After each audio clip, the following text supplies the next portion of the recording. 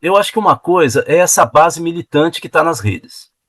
Para essa base militante, eu vou usar, já que você citou, o Felipe Nunes. O Felipe Nunes publicou um livro com o Thalman, que ele pega um conceito da ciência política recente dos Estados Unidos e traz para o Brasil, que é a calcificação.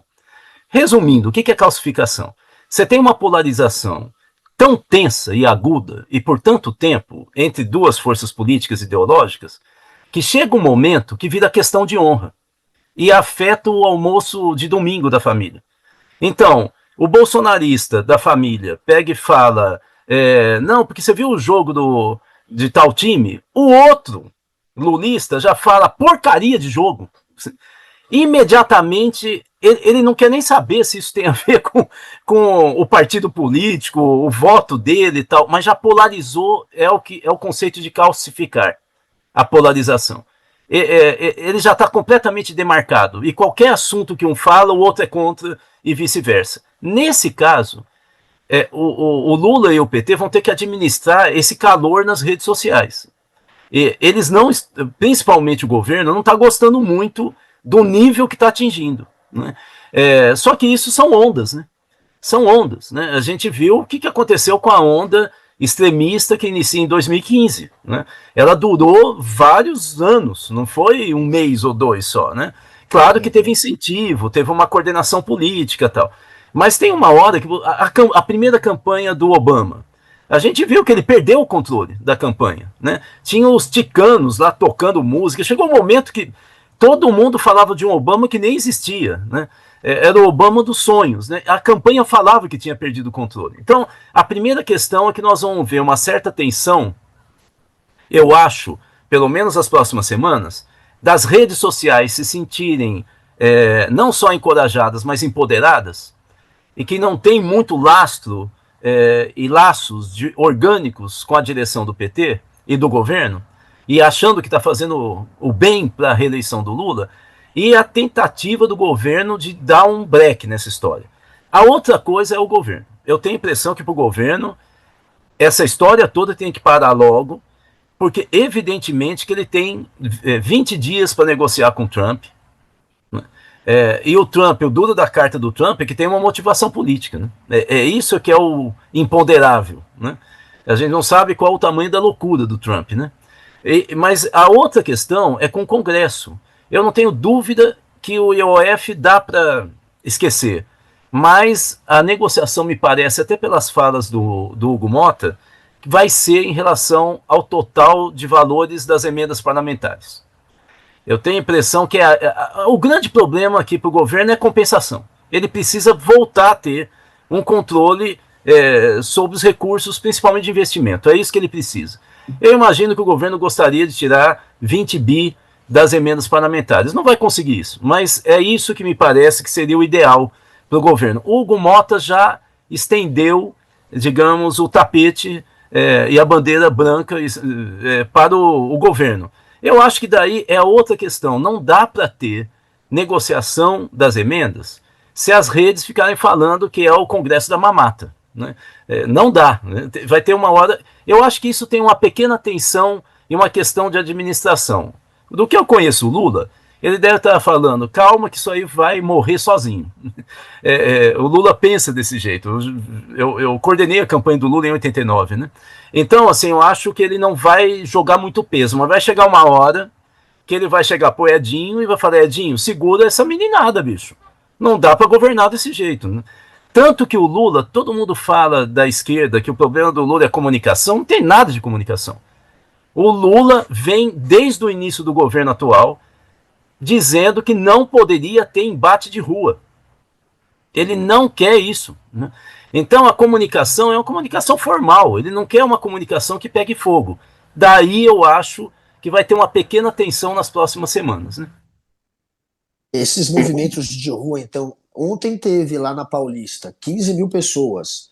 Isso é ruim? O senhor vê isso como algo que pode atrapalhar a ponte do Lula com o Congresso? Isso é ruim? É melhor não ter esse movimento?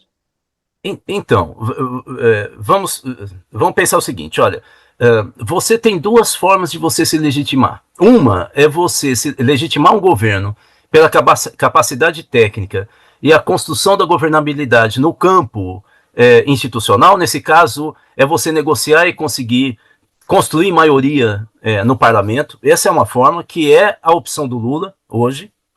E a outra possibilidade é você mobilizar a sociedade, desde que você tenha lastro em setores sociais, para pressionar o Congresso e intimidá-los ou forçá-los à negociação. Bom, no segundo caso, ele só funciona, a não ser que você esteja pensando numa revolução no caos, se você tem um time organizado. Você faz a mobilização, negocia e volta atrás. Essa é a visão do sindicalista.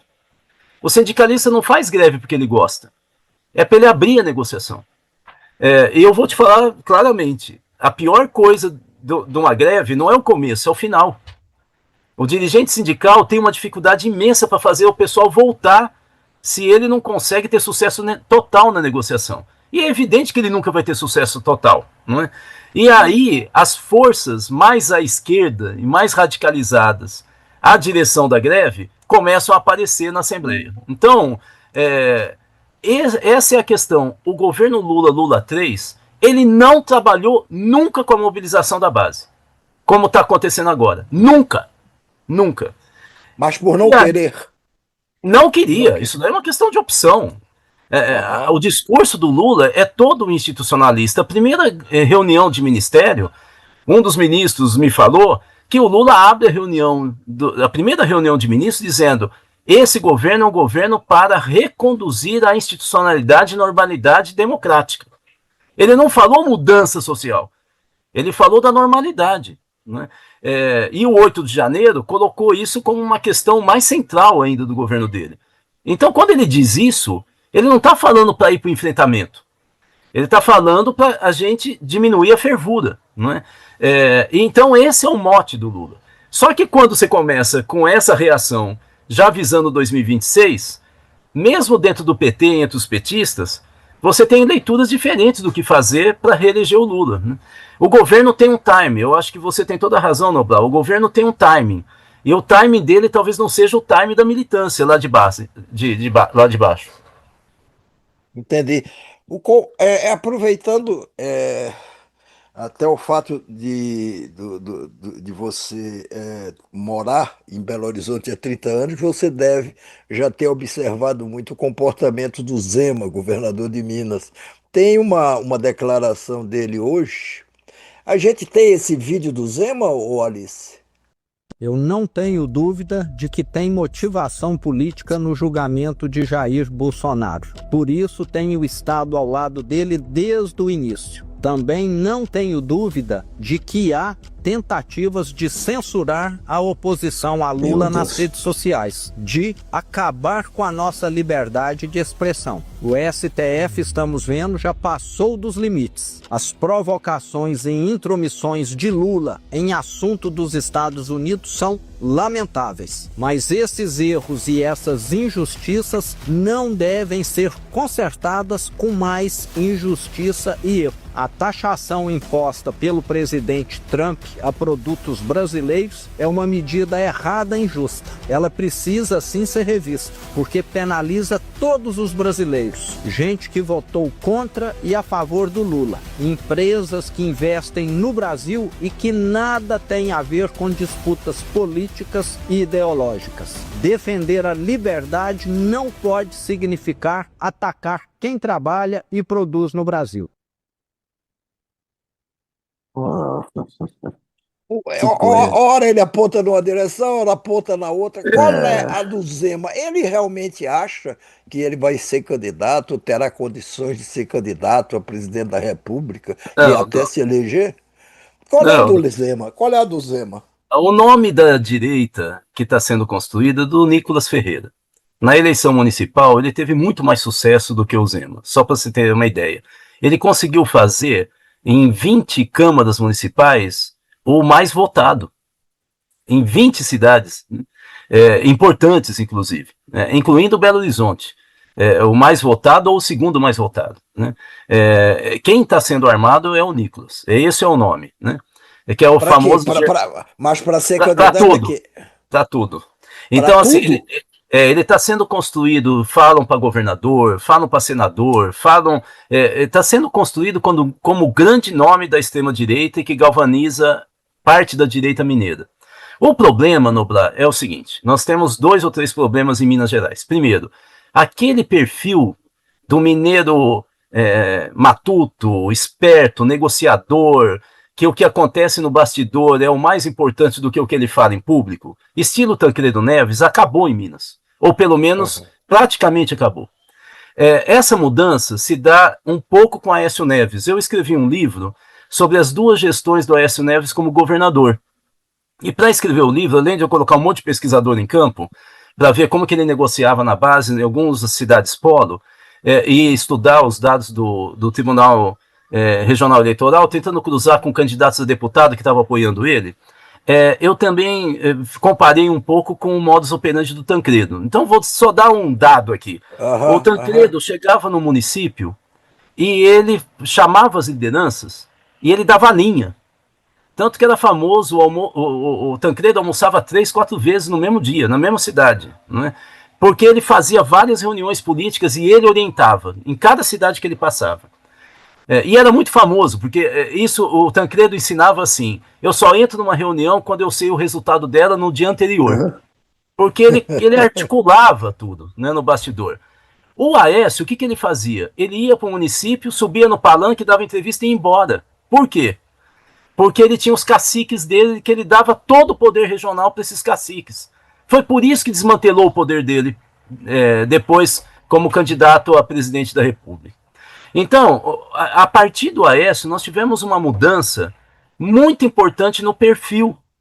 E depois veio dos líderes políticos de Minas. Hoje eles são mais com estilo mais paulista, mais agressivo, mais estilo, às vezes, muito parecido com Zé Serra, tudo vale, é o sucesso individual o tempo inteiro, tal. Por exemplo, o candidato a prefeito, um Engler, deputado, é o próprio Nicolas Ferreira, tal. E o Zema entra um pouco nessa linha.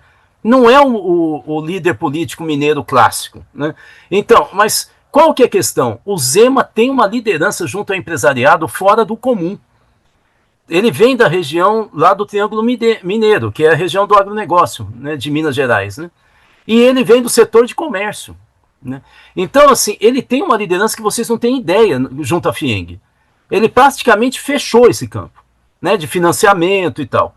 De outro lado, ele tem uma articulação muito forte com prefeitos. Ele fez muitas ações para prefeitos.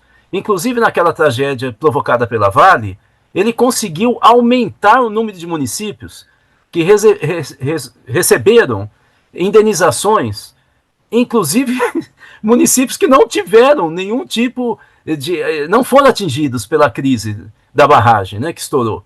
Então, o Zema tem uma entrada, mas é mais administrativista. Ele não é uma liderança de massa, ele não é carismático, entende? E ele vem sendo atropelado como foi o próprio Aécio pelo Bolsonaro. Em Minas, ele está sendo atropelado pela geração, que é chamado aqui de geração Z-Zuz. É geração Z, todos eles evangélicos, né, que entraram em política em 2015 na campanha de derrubada da Dilma. Então, a gente tem que ter clareza que o Zema está tentando se posicionar num cenário que eu acho que ele não se sente muito bem, né? Por isso que ele vai para um lado para o outro. Né? Mas se posicionar como o quê? Como, vamos dizer, um grande cabo eleitoral de algum candidato eu a acho presidente, que vai mas não ele como candidato a presidente. Não, ele não tem chance nenhuma, candidato a presidente. Não tem chance nenhuma, nem com orçamento, nem nada. Ele não tem chance, nem político, de articulação, ele não tem chance. E ele sabe disso. Só que aqui em Minas tem uma disputa pesada no bastidor, eu falei pela extrema-direita, mas tem também o Calil, o ex-prefeito de Belo Horizonte, que de uma certa maneira se aproxima, nem muito, mas do ex-presidente do Senado, que é o do PSD, que é também o Rodrigo Pacheco, que é também o indicado pelo Lula nos bastidores. Então, o campo de disputa aqui em Minas Gerais está muito congestionado, assim, e não está muito claro ainda, né?